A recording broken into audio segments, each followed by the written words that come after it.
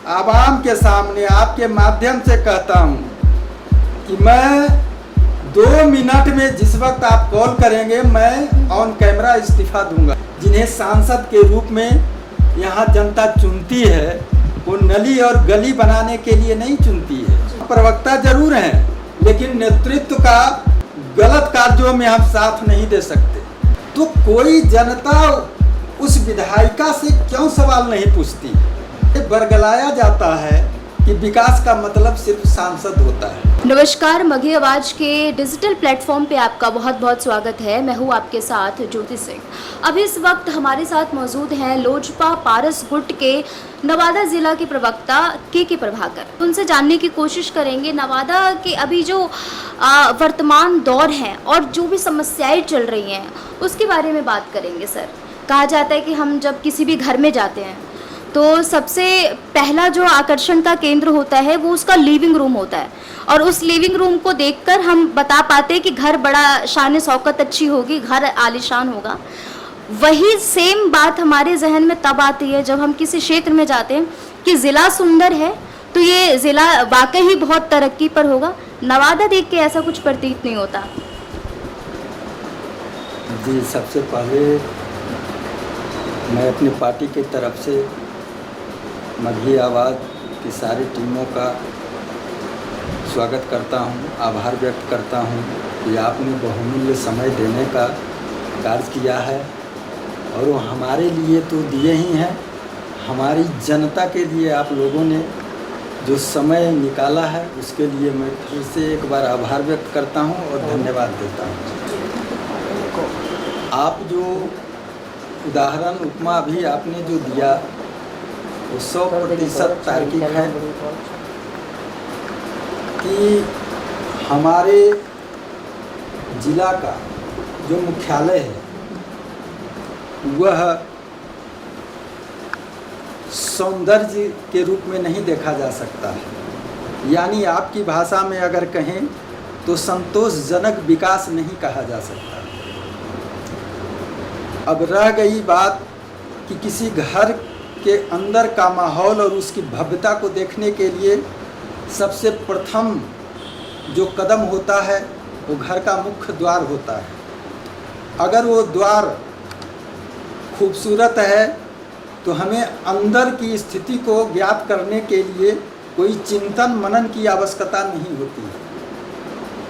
ये दुख की बात है कि हमारे नवादा का जो मुख्य बाजार शहर है वह काफ़ी ही कीचड़मय है, बदसूरत है, परंतु इसको निखारने का एक आंशिक ही कहें कि प्रयास किया गया है। वो हमारे सांसद महोदय माननीय चंदन सिंह जी के द्वारा। आप देखे होंगे कि जब 4 लेन से नवादा मुख्य शहर जब प्रवेश करने के लिए जब अलग सड़क निकलती है तो वहाँ से लेकर पार नवादा तक 10 किलोमीटर का अगले साल कोरोना के टाइम में सौंदर्यीकरण हुआ और डिवाइडर बना, पार्किंग बना। इसको आप पटना से आते हैं या जाते हैं तो भली भांति आप इनसे परिचित हैं। दूसरी बात है कि बाकी नवादा में के अंदर टाउन में जितनी सड़कें हैं वो सब कीचड़ में है। कहीं नवादा की जनता पैदल कहीं भी अगर घर से कदम अपने गली और मोहल्ले में अगर रखती है तो निश्चित ही नारकीय स्थिति से उन्हें गुजरना पड़ता है। इसमें कोई दो मत नहीं है। ये मानिए कि यह जो स्थिति बनी है वह नगर पालिका की बदसूरती और कार्य की अक्षमता को से हमें परिचित कराता है। सर, वही बात है कि कीचड़ और पर्यायवाची, नवादा कीचड़ एक दूसरे का पर्यायवाची बनता नजर आ रहा है। ऐसा प्रतीत होता है अगर कोई नवादा कहता है तो कीचड़ समझ में आता है, कीचड़ कहता है तो नवादा समझ में आता है। आने जाने की सड़कें जो ध्वस्त हैं, जिला स्तर पे जो कार्य होने चाहिए वो नहीं है, बिजली की काफ़ी समस्याएं हैं। देखिए, पर्याय नहीं कह सकते अगर पर्याय कहा जाएगा तो ये हमारे नवादा की जनता के साथ अपमान होगा। आप शहर की बात देखिए, लेकिन इसके अलावा रूरल एरिया में आप जहाँ भी जाएंगे वहाँ सड़कें काफ़ी अच्छी है और कई मरम्मतीकरण के दौर से गुजर रही है और कई काफ़ी खूबसूरत सड़कें बनी है। ये दुख की बात है कि जो मुख्य शहर है जहाँ पूरे लोकसभा और बाहर के लोग, ये पर्यटक स्थल भी है, ककोलत पर्यटक स्थल है और उत्तरी बिहार से दक्षिणी बिहार को जोड़ने का एक मुख्य शहर और मुख्य राष्ट्रीय मार्ग है और ये शहर लोगों को आकर्षित करने का, पर्यटक का आकर्षित करने का यहाँ ठहराव का मुख्य स्थान है। तो इन्हें खूबसूरत होना चाहिए और सरकार को जिस तरह अपने गृह जिला नालंदा के तरफ जो सौंदर्य का फूल खिलाई है, उस फूल को नवादा में भी खिलाना चाहिए था।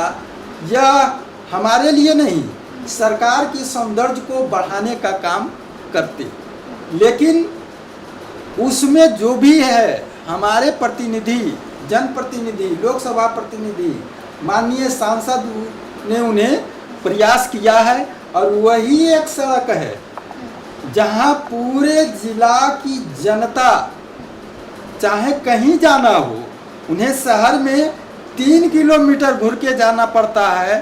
जो शहर से 100 गज की दूरी है उनके लिए यहाँ की जनता को 1 किलोमीटर घूर कर जाना पड़ता है और वो मुख्य सड़क नवादा प्रजातंत्र द्वार से लेकर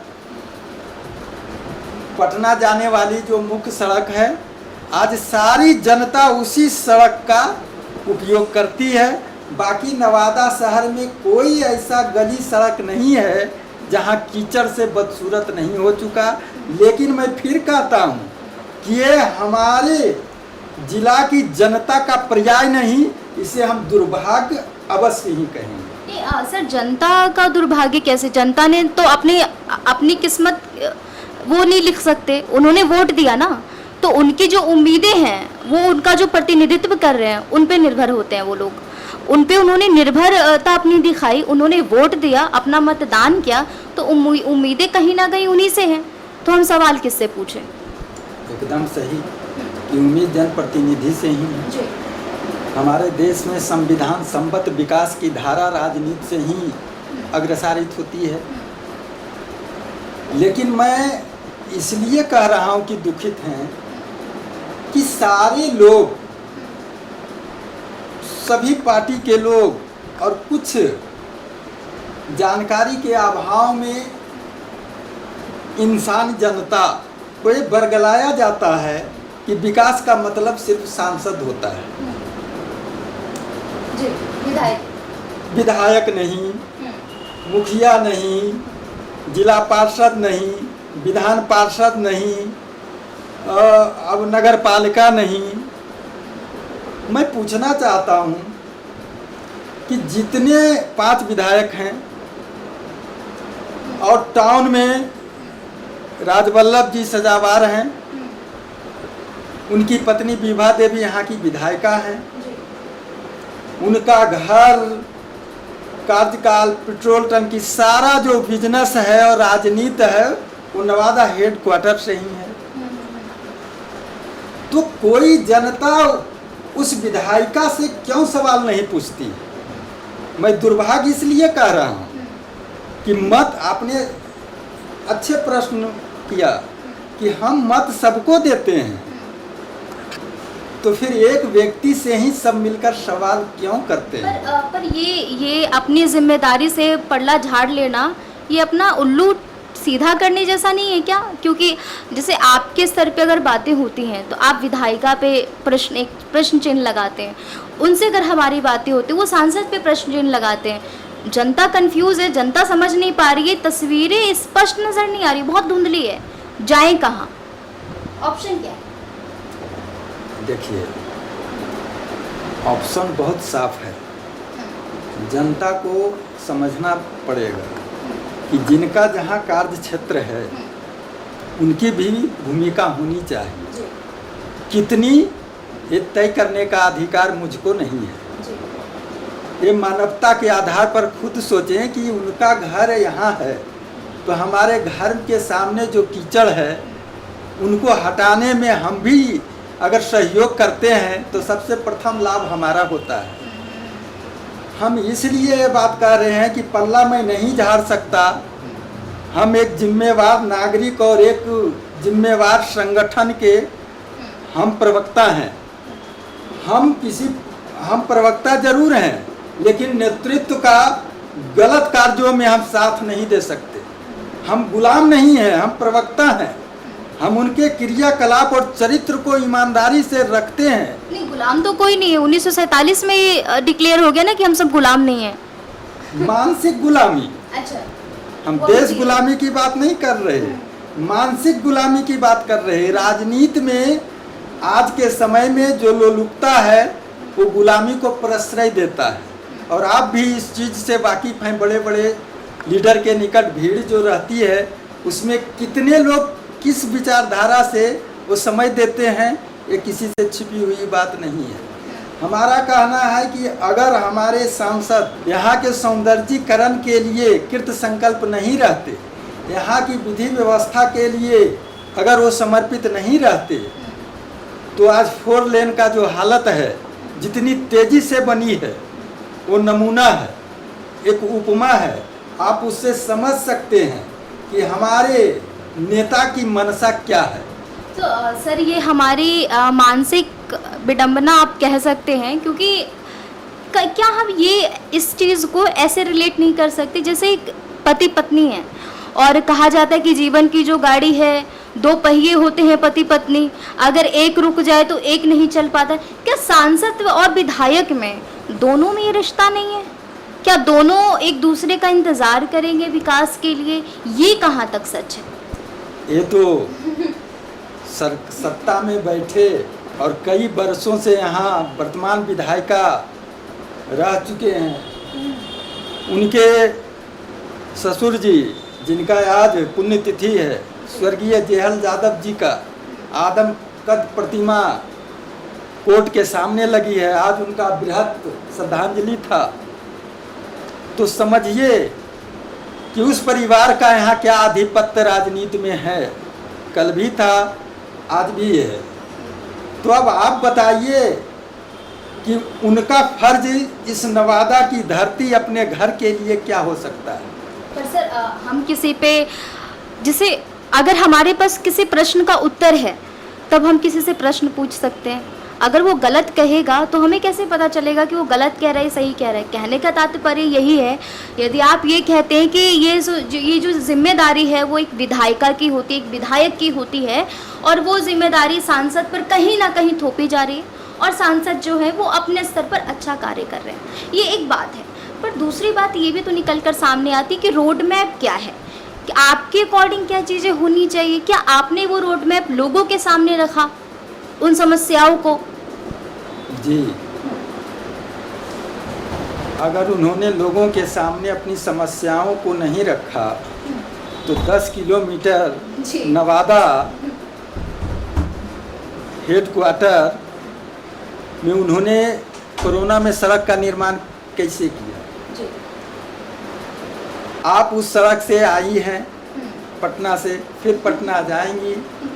अगर हमारी बातों में 1% भी सत्यता अगर झूठ अगर दिखाई पड़े तो मैं आवाम के सामने आपके माध्यम से कहता हूं कि मैं 2 मिनट में जिस वक्त आप कॉल करेंगे मैं ऑन कैमरा इस्तीफा दूंगा। नहीं, वाकई सहूलियत तो हुई थी, पर कहने का मतलब ये है कि हम क्या प्रश्न, जैसे विधायिका के लेवल पे जो जिम्मेदारियां बनती हैं, सांसद जिम्मेदार हैं, ये चीज़ें हम वो जिम्मेदार हैं, हम ये चीज़ें समझ रहे हैं, ठीक है। पर विधायक के लेवल पे जो जिम्मेदारियां बन रही हैं, हम उनके सामने क्या प्रश्न रख सकते हैं? अभी जो समस्याएं चल रही हैं, हम उस उल्लू को सीधा करने का कार्य कर रहे हैं। ये तो दिया तले अंधेरा है, वो हम कैसे कर सकते हैं? क्या रोड मैप रख सकते हैं विधायक के सामने? विधायक के सामने रोड मैप यही है कि आखिर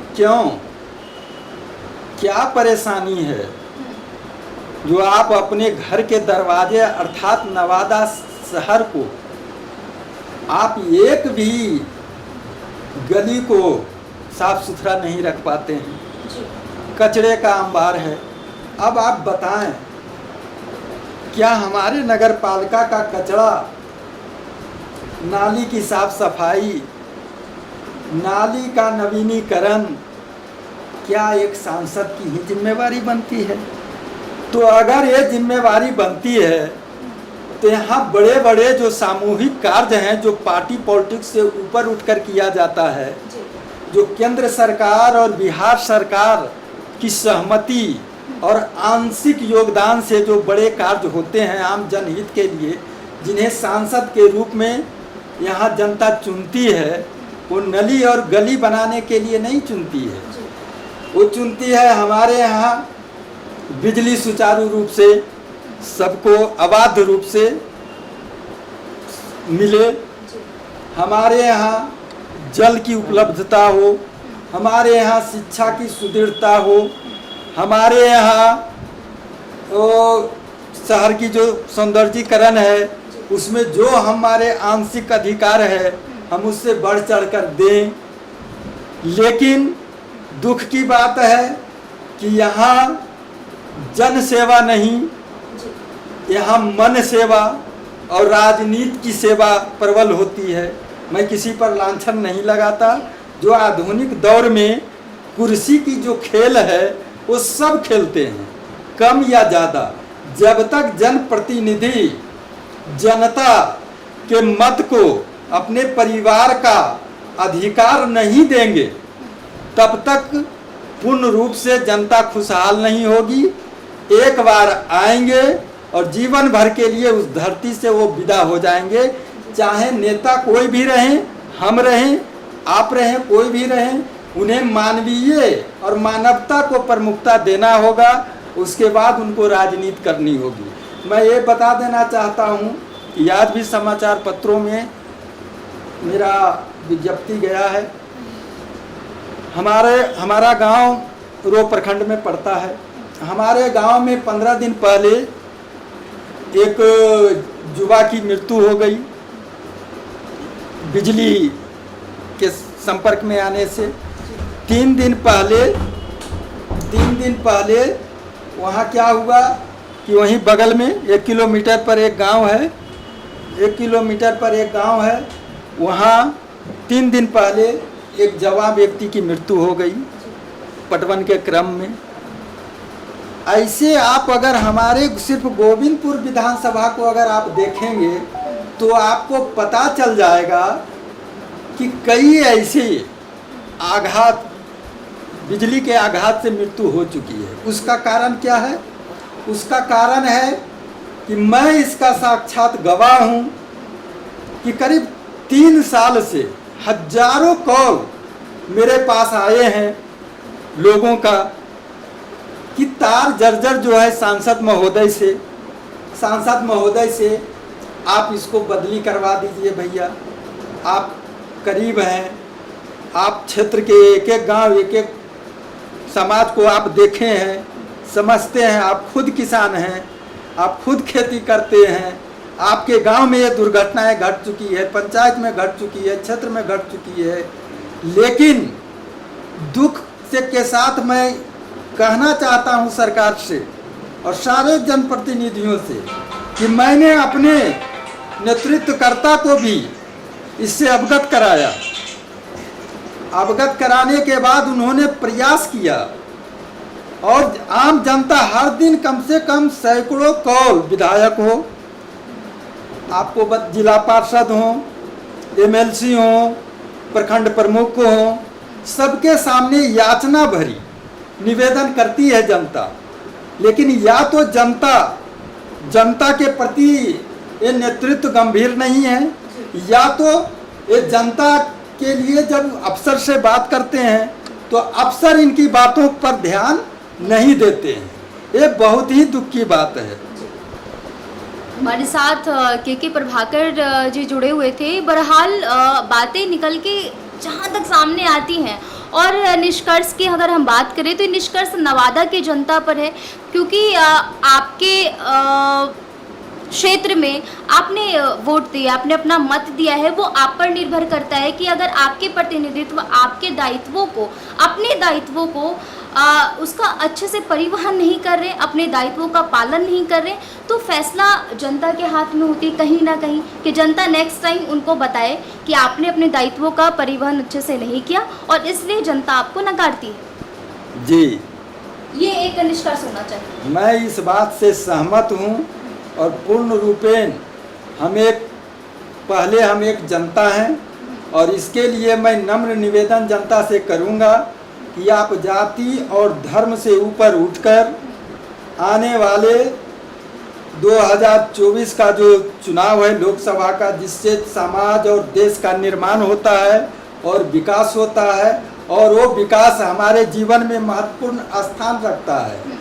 मैं कहूँगा कि आप जाति, धर्म और व्यक्तिगत रिश्ते से उठकर आप ईमानदारी से फैसला करें कि जितने भी लोग इन 5 साल में जितने प्रतिनिधि विकास किए हैं उसमें जिनका भी विकास आंशिक रूप से भी सबसे सर्वोपरि जाता है विषम परिस्थितियों में, आप उन्हें एक बार मौका अवश्य दें। और अगर आपके चिंतन में वह कमज़ोर होते हैं, आप अपने सहयोगी और आपके प्रति वो संवेदनशील नहीं दिखते हैं, तो मैं कहता हूं कि ऐसे प्रत्याशी को आप बेखटक आप उपेक्षित करें और जो आपके लिए लगता है कि 5 साल में हमारे लिए कुछ किया है, शक्ति से ज़्यादा किया है, आप उन्हें प्राथमिकता दें। मैं आपके साथ। इसी के साथ मैं ज्योति सिंह शुक्रिया चाहूँगी और आपसे विदा चाहूँगी। मिलेंगे एक बार फिर से